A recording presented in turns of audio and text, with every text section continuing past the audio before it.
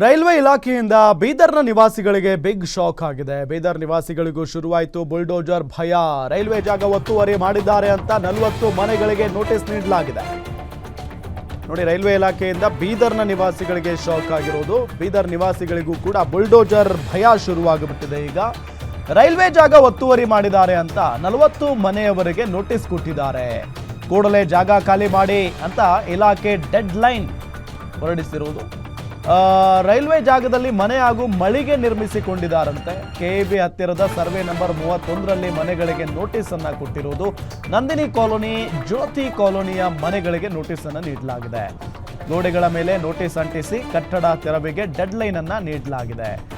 ಜನವರಿ 16ರ ಒಳಗೆ ಎಲ್ಲ ಖಾಲಿ ಮಾಡಬೇಕು ಅಂತ ಹೇಳಿ ಈಗ ಡೆಡ್ ಲೈನ್ ಕೊಟ್ಟಿದ್ದಾರೆ, ವಾರ್ನಿಂಗ್ ಕೊಟ್ಟಿದ್ದಾರೆ ಅನ್ನೋದು ಗೊತ್ತಾಗ್ತಾ ಇರುವಂಥ ಸಂಗತಿ. ಸೊ ಈಗ ಏನು ಮಾಡಿದ್ದಾರೆ ಪಾಪ ಅಲ್ಲಿರುವವರು, ನಾವೆಲ್ಲಿ ಜೀವನ ಮಾಡೋಣ, ನಮಗೆಲ್ಲಿ ಜಾಗ ಇದೆ ಅಂತ ಹೇಳಿ ಪ್ರಶ್ನೆ ಮಾಡ್ತಾ ಇದ್ದಾರೆ. ಕೇವಲ ಮನೆಗಳು ಮಾತ್ರ ಇದಾವ? ಇಲ್ಲ, ಮಳಿಗೆಗಳನ್ನು ಕೂಡ ಕಟ್ಕೊಂಡಿದ್ದಾರೆ. ಅಲ್ಲಿ ವ್ಯಾಪಾರ ವಹಿವಾಟು ಎಲ್ಲವೂ ಕೂಡ ನಡೆಯುತ್ತೆ, ಅಂಗಡಿ ಮುಂಗಟ್ಟುಗಳಿದ್ದಾವೆ.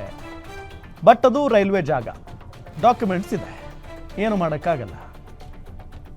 40 ಮನೆಗಳಿಗೆ ಈಗ ನೋಟಿಸ್. ಸೊ 40 ಮನೆ ಅಂತ ಅಂದರೆ ಸಾಕಷ್ಟು ಜನ ಇರ್ತಾರೆ ಪಾಪ. ಸೊ ಅವ್ರ ಜೀವನ ಈಗ ಅತಂತ್ರ ಪರಿಸ್ಥಿತಿ. ಸೊ ಮಳಿಗೆಗಳು ಕೂಡ ಇದಾವಲ್ಲಿ.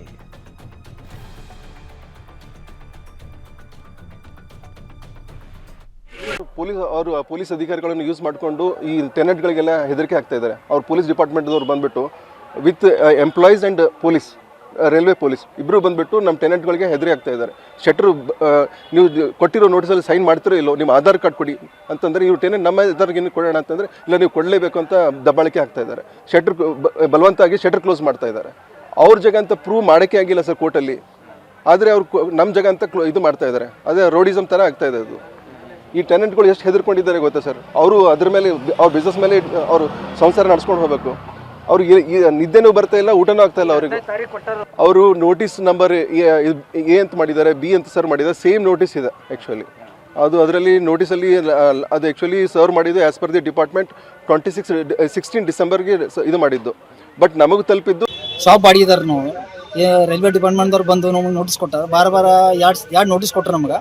15 ತಾರೀಕು ಹೋದ ತಿಂಗಳು 14 ತಾರೀಕು ಕೊಟ್ಟರು. ಮತ್ತೊಂದು ಮೊನ್ನೆ 3 ದಿವಸ ಪೈಲೆ ಕೊಟ್ಟರು. ನೀವು ಓನರ್ ಕೊಡ್ರಿ ಅಂತಂದ್ರೆ ಓನರ್ ಕೊಡಲಿ ಅಂತ. ಓನರ್ ಆಲ್ರೆಡಿ ಎಲ್ಲ ಡಾಕ್ಯುಮೆಂಟ್ ಡಿಗ್ರಿ ಎಲ್ಲ ಇದೆ ಅಂದ್ರೂ ಅವ್ರು ಏನಂತಂದ್ರೆ ಅವ್ರು ಒಪ್ತಾ ಇಲ್ಲ ರೈಲ್ವೆ ಡಿಪಾರ್ಟ್ಮೆಂಟ್ದವರು. ನಮಗೆ ಬಾಡಿಗೆದಾರ ಒಂದು 17 ಮಂದಿ ಬಾಡಿಗೆದಾರಿದ್ದೆವು. ಅಷ್ಟು ಮಂದಿ ಟಾರ್ಚರ್ ಮಾಡ್ತಾರೆ ಅವರು. ಹಿಂಗೆ ಬಂದು ಈಗ ರಾತ್ರಿ ನಾವು ಮುಚ್ಚಿ ಹೋಗ್ತೇವೆ, ರಾತ್ರಿ ಬಂದು ಡೆಮಾಲಿಷ್ ಮಾಡಿದ್ರೆ ನಾವು ಯಾರು ಜಿಮ್ಮೆದಾರು? ನಾವು ಓನರ್ ಕೇಳ್ತೇವೆ, ಓನರ್ಗೆ ಏನು ಹಂಚ್ಬೇಡ್ರಿ, ನಮ್ಮೆಲ್ಲ ಪೇಪರ್ಸ್ ಇದೆ ಅಂತ ಓಕೆ ಅದ. ಓನರ್ಸ್ ಅವರು ಇದು ಕೊಡೋಂಟ್ರ ಅವರು ನೋಟಿಸು ನಮಗೆ ಕೊಡ್ತಾರೆ. ಯಾಕೆ ನಾವು ತಿಂಗಳ 7,000 ಕೊಡ್ತೇವೆ ಸರ್, ತಿಂಗಳ 7,000.